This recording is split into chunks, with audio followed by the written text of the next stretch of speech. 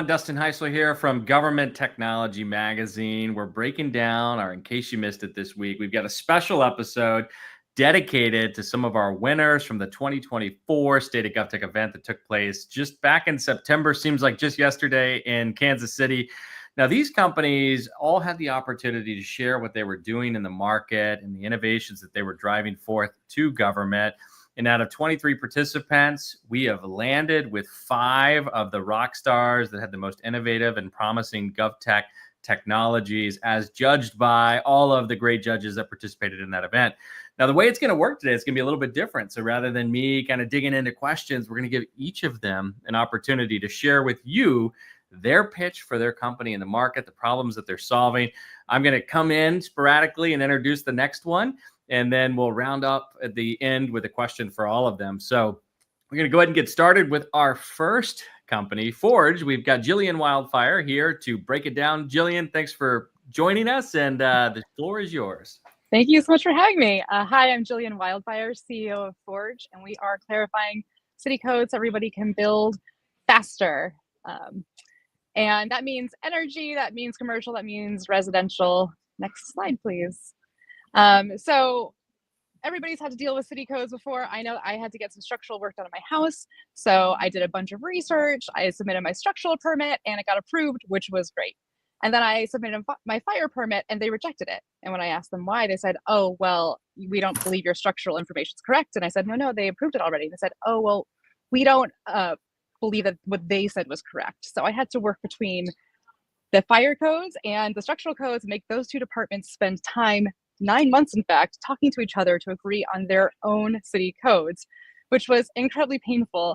And I've seen this problem as well in my work life. For Fordje, I used to work with my 2 co-founders in solar software. And there we would often try to expand into new cities and try to bring our solar power to new places. And every time we tried to go into a new region, we had to pull back. We had about a 60% cancellation rate every time we went somewhere new because city codes are changing so frequently. They're different between different cities. And it was very hard to figure out where we could go next. Next slide, please. And research shows that over 11% of all US construction spend goes toward this problem alone. That means people are spending time doing research. That means they're getting permits submitted and then rejected. They're having their inspections rejected. And sometimes that means that they're having to get their projects redone. That's $238 billion every year of complete waste for the construction teams. And that means that if you're having these types of permit rejections or inspection rejections, you're having project delays, which means that you might have your funding pulled, which probably means you're going to lose your project. And if you're a smaller company, you might lose your company altogether. And when we talk to cities, we talk to a couple dozen different cities, they have similar problems. They're spending hundreds of hours hand-holding people through these issues, whether it's citizens or developers. They're accidentally introducing or finding code conflicts in their existing codes, like I talked about in the beginning.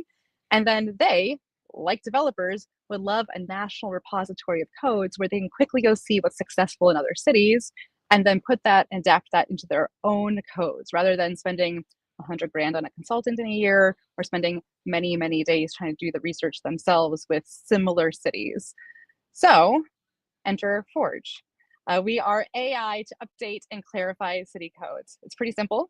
Cities upload their codes. Our AI transforms those thousands of pages into a queryable interface where people can go in and quickly say, hey, I want to put an ADU in my backyard, or I want to build a new residential, or I need to do solar in new areas.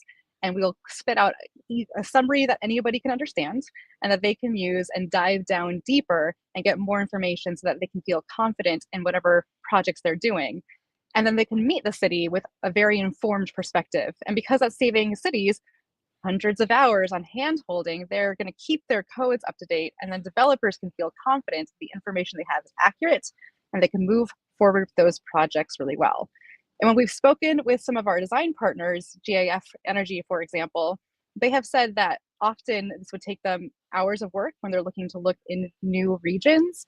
And recently we updated codes for them in Kentucky, and those codes being updated for them, rather than taking 4 or 5 hours into new metros, it only took them 45 minutes. So that's 5 times faster. That means that cities will have more people entering and that will lower the costs for the people that are doing construction in their area. So it benefits citizens, it benefits the cities having more and more options out there. It means that their permits timelines will be shorter because there will be more correct information going forward. You can have fewer permit rejections and inspections, and everything will run a lot smoother in your city, and there's more options for construction as well. Thank you very much. All right, thanks, Jillian, for that. We're going to put up the URL here so you can learn more about Fordje. I definitely want clarity to my city's code, so really appreciate you sharing that. All right, we're going to move on to our next company now. I'm going to invite to the stage Roselle Safran, the KeyCaliber company. Tell us a little bit about what you've got going on. Thanks, Dustin. Glad to be on the stage here. So my startup, we can get to the slide in a second. It's in the cybersecurity and cyber resilience space. And the reason why I wanted to start up KeyCaliber in the first place was because I used to work for the government, and I felt all the pains that folks in government now are experiencing. So I worked at the Executive Office of the President during the Obama administration. I was leading cybersecurity operations, so defending the network used by the White House and the rest of the agency. And before that, I was at the Department of Homeland Security in the division that was called US CERT at the time. Now it's CISA, and it was helping both federal, state, and local governments, as well as critical infrastructure, to improve their security posture. So I've seen a lot of what works and what doesn't work, and I saw there was a technology gap, and that's why I said, "Hey, I'm gonna fill that gap with KeyCaliber." Now, what we see often these days from a cybersecurity perspective is that organizations are being hit with ransomware attacks, and these ransomware attacks are causing tremendous problems. So sometimes organizations end up going down for days, but sometimes it's on the order of magnitude of weeks or even months. And so from the perspective of a government agency, then they can't provide their services. They can't complete their mission. And that is an absolutely crucial issue for any organization. And so that's what we're tackling head on with KeyCaliber. And I do have one slide, just the one slide, which covers how we do this. So we are using machine learning, and we're using the security logs that the organization already has, so we're not intrusive in any way. And we're showing, here are all the cyber assets in your environment. And that's a challenge, just getting your brain around everything that's happening, because these environments are so complex and so dynamic. And then from there, we show these are the ones that are most critical. So maybe you have this whole world of issues to deal with, but you can narrow the scope to the ones that are mission critical. And then from that perspective, you make sure they're backed up, you make sure they have their security controls on it. And if there's any issue that comes up, you know those get prioritized. And so that's what we allow organizations to do. And this is all in an automated, data-driven, machine learning-driven manner, so that you don't have any painstaking manual steps to it. That's it for my slides. And so with that, we have customers that are as large as Fortune 1000 companies.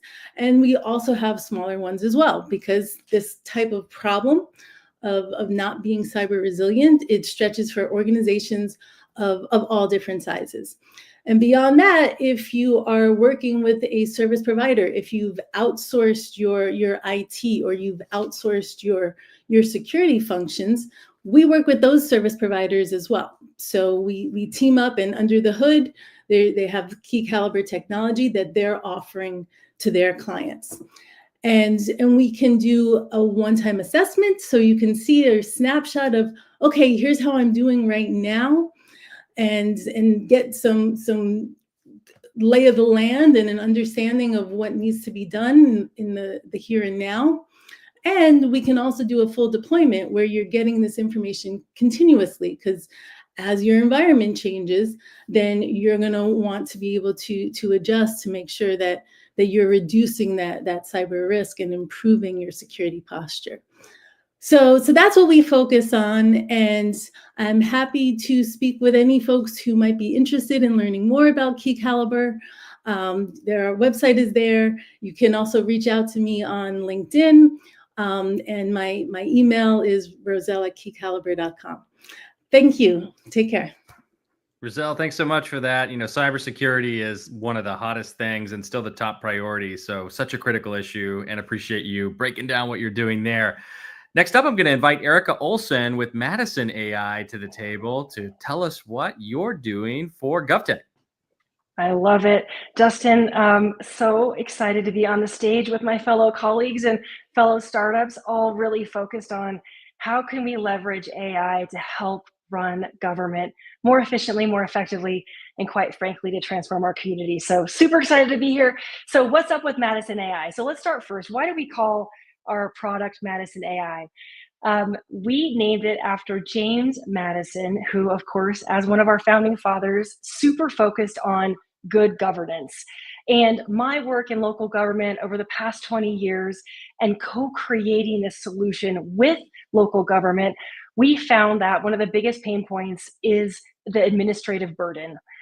It is just part of running a good local government. So Madison AI is a knowledge assistant and a report writer to help AI enable or to help AI assist a government leader's daily or weekly tasks that have to be done, quite frankly, to run government. And generative AI is a perfect tech, and we're super excited to be able to be here working with it to help city managers, county managers, assistant city managers, department heads, division heads, management analysts do the things that we need in order to have a transparent and efficient government. And those are the things that are on the slide right now. Things like creating funding summaries, drafting staff reports. With Madison AI, you can go from normally what it takes maybe 5 or 6 hours to 10 or 15 minutes. It's a high volume task to write and draft a staff report or a council report or a board report. It so happens that every single meeting, right, every single public meeting has a staff report that goes with an agenda item. That means on average, every meeting probably has 20 or 30 staff reports. So Madison AI can help cut the time down to produce those. You're always prepping for council meetings. Those take time. Madison AI can help do that. And then, the counselor or the commissioner drops by your office, right? Asks, hey, tell me what we did for affordable housing last year. Yeah, what did we do for affordable housing last year? Well, instead of going back through all the minutes and the agendas and the staff reports related to affordable housing, you can just pull up, Madison AI, and it'll tell you the answer to that. So that's what we're really focused on. That's a problem we're trying to solve. Pretty simple, pretty targeted, really focused on assisting, being the smartest, the smartest intern you've ever had on staff by enabling the institutional knowledge that is inherent in local government to help agencies complete these items more efficiently and effectively. And our goal is to get 5 hours back to every city manager, assistant city manager, division head, and department heads. And when we do that, we can help agencies create capacity to do more things. And so I love that quote that's on the screen. Where has this been all my career? Absolutely. So that's what we're trying to get done. If we can jump to the next slide, I'll talk about how we're doing it. So quick diagram just to explain how this works. A lot of folks ask us, how are you doing this? Well, it just so happens that cities, counties, other jurisdictions have tons and tons and tons of information locked up in PDFs, and thousands of them, quite frankly. Things like minutes, previous staff reports, strategic plans, master plans, funding, budgets, codes, laws, all sorts of other policies, ordinances, etc. And all of that information is the institutional knowledge of an agency, of a city, of a county. And what we've done is we're pulling together with some fancy tech, creating a data pile out of that information, and then using generative AI to be able to interact with it. So you can talk to it, essentially, that's how it's a knowledge assistant, or you can use it to produce those high volume reports, quite frankly, that have to be produced for every council meeting, maybe for state reporting, fiscal summaries, community requirements, etc. one of the things that people always ask us is, how is it different than OpenAI? What's different than OpenAI, ChatGPT, or Copilot is that it's closed, it's custom, it's not open to the internet, and it only uses your information, only uses that local jurisdiction's information. So that's really important because we are not able to deliver these tasks accurately and completely without creating a custom closed data set essentially that allows us to do this with the level of accuracy that's required. So again, there's a lot going on with AI. There's a lot going on with generative AI. The bar for government is high in the context of, if you have to write a staff report on affordable housing and everything that was done over the past 2 years, this tool, our tool, needs to tell you everything that happened, not just some of it. And that's really the difference maker in what we're doing and the tech we're investing in. That is like a plus up from OpenAI or Copilot. So you can see the customers we're working with today. We'd love to have you as a customer as well. We're happy to stand up a pilot for you if you'd like to try it out. And with that, I'll pass it back to you, Dustin. Thanks, Erica. Appreciate it. I definitely wish that I had a tool like that back when I was in government. So amazing to see that. And definitely, as you're seeing as a key theme with all of this, these are made and designed for government agencies. So these aren't the kind of tools that you get out there that are enterprise where government's an afterthought. These are kind of made for government. And I love that dynamic. Well, I want to invite now to our stage, John Petrus with Tappy Guide to talk a little bit about what you're doing in GovTech. Thank you, Dustin. Hello, everyone. Great to be here. My name is John Petros. I'm the founder and creator of Tappy Guide, where we specialize in smart city, automotive mobility, and transportation technology for people with disabilities. I'm going to present our slide, Dustin, first one. Personal background about myself. I am an automotive engineer based out of Detroit, Michigan. I had the privilege and honor of working for the Big Three. Other personal background about myself is I have family members who were born with disabilities. Blindness is a genetic disorder that runs in my family. My sister, who you see here, she was born blind. Also have an older brother and 2 cousins who were born blind as well. The idea of Tappy Guide came back in 2017. Before my sister got her guide dog, she had a real unfortunate situation with a rideshare platform. She was traveling from the mall to her apartment complex, and to make a long, crazy story short, she got dropped off, lost, and stranded in an entirely different location. And when that situation happened, Ann and I started thinking about, this happens a lot more often than it goes reported. So I basically decided to take a step back from automotive, became an entrepreneur, and created a solution where we can help improve the quality of life for the blind and low vision, deaf, hard of hearing, wheelchair users, and seniors, helping cities and these transit agencies become smarter. The biggest gap in the industry is that first mile, last mile problem. When we talk about smart city and transportation, it's getting from point A to point B. But how does someone locate point A, and what happens after point B? Well, that's where solutions like Tappy Guide come into the mix by providing a wayfinding solution for these individuals and for the cities. Next slide, please. So the way that the app works is we've created a virtual-based call center in which we have live agents receive live data calls from our users. The first live data feed that we receive is a live cell phone video feed to understand what the real-time environment is of that user. Second data feed that we receive is a live Google Map view so we can understand where that person is on the map. So if I was to use this as an example, if my sister is visiting downtown Austin, Texas for the first time, and she's traveling via Capital Metro, which is their public transit agency, and she wants to visit the Texas State Museum. Once she exits the bus, dials into the call center, our guides are able to utilize these 2 data sets and guide Ann to where she wants to go, from the bus stop to the crosswalk, the front building, and then also provide indoor wayfinding as well. We've had the privilege and honor of launching pilots in the past. We've worked with the City of Austin, Texas, and Ford Motor Company as we were winners of the Ford City One Challenge. We are doing work here locally in Detroit with the state of Michigan and other stakeholders. Looking to launch out in Las Vegas as well to help the downtown area become more accessible, and then also integrating into the transit agencies to help the transit section become more accessible as well. Also looking to work with whether it's an airport, hospital, transit system, sporting venues, university campuses, anything within infrastructure, we can make it more accessible for all of our users. And it's not just only for people with disabilities. Cities can help become just more tourist friendly by utilizing infrastructure data for people who are visiting maybe your city or your town for the first time. You have people coming in, hey, I've never been here before, or if they're traveling to the airport, providing a wayfinding solution that's extremely detailed to provide the best experience possible for that individual. Next slide, please.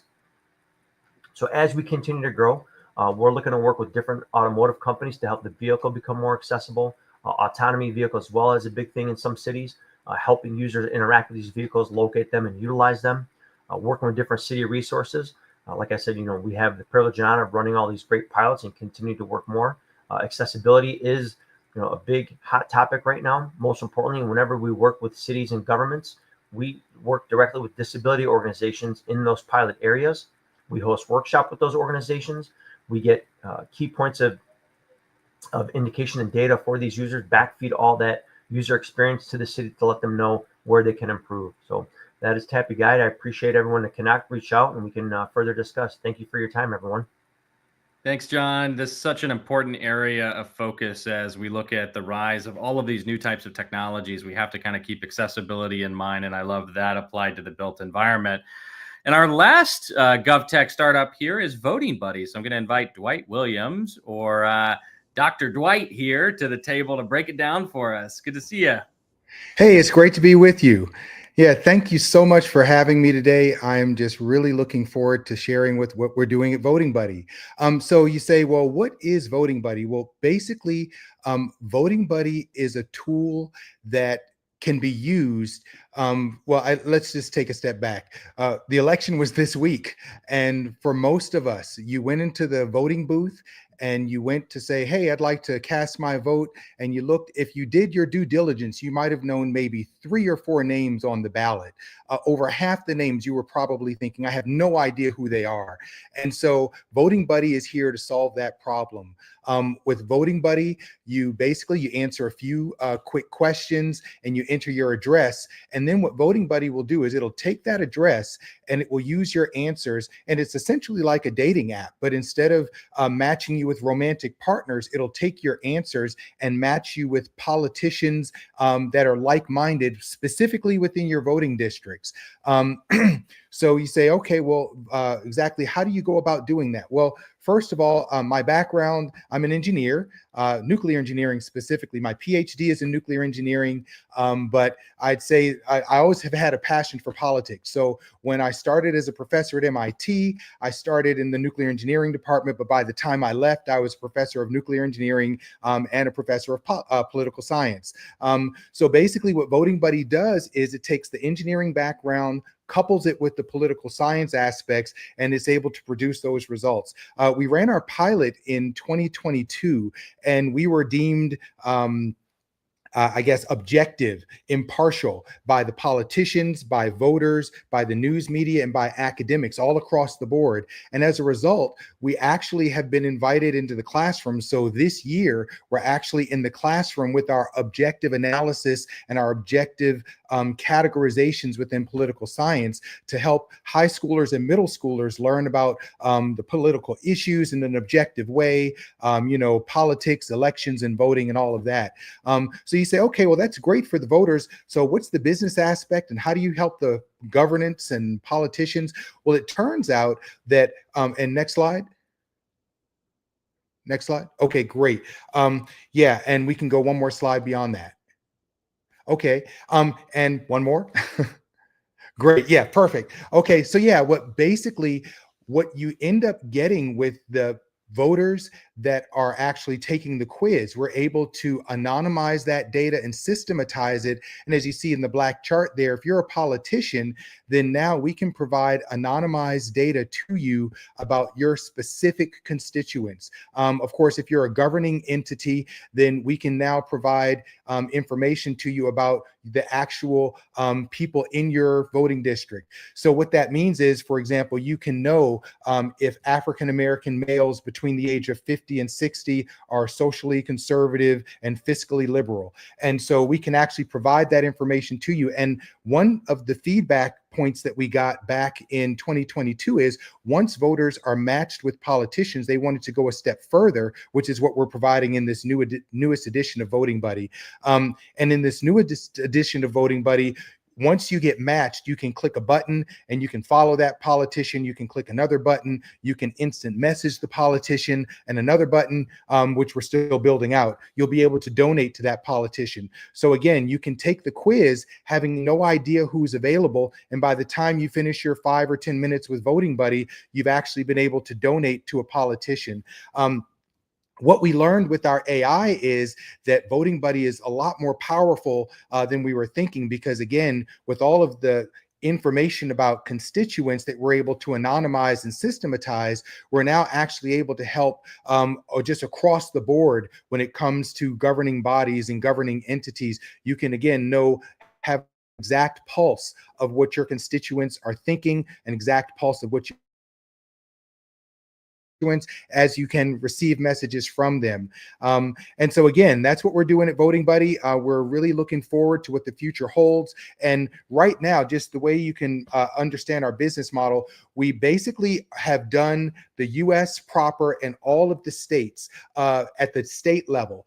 When it comes to the actual counties, that's a lot more into the weeds, and that requires a lot more of our AI. So if you're a voter and you'd like to have access to the county level, we're building that out county by county, because every county seems to want something different that they're reporting about their politicians and the information they're getting about their constituency. And so we provide the state level, the national level up front, and then of course on a county by county, city by city basis, we can drill all the way down to dog catcher, sheriff, all the way down. So again, I hope you all are able to visit us at votingbuddy.com. It's all one string, votingbuddy.com. And, hopefully you let me know what you think, and hopefully you get a lot out of it. Thank you so much.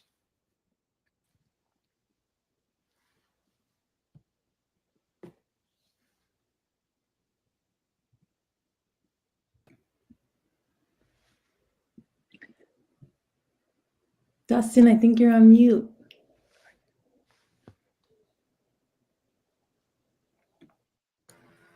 Dustin, you're muted, buddy.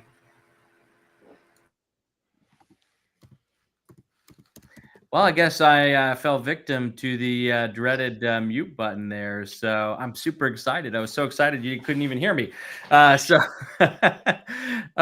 thing we have post-production editing. But for those that are watching us live, thanks for joining us. Amazing stuff. Thanks to Jillian, Roselle, Erica, John, and Dwight, and our partners at CivStart for making today's episode incredible. Keep a lookout for a follow-up article where we're going to dig in deep and also, share more information about each of the companies that you heard today, and a recap of today's conversation will be available on your favorite podcast platform of your choosing. Thanks everyone for joining us. Thank you for spending some time with us to share all the great things that you're doing in your companies, and have a great weekend, everyone.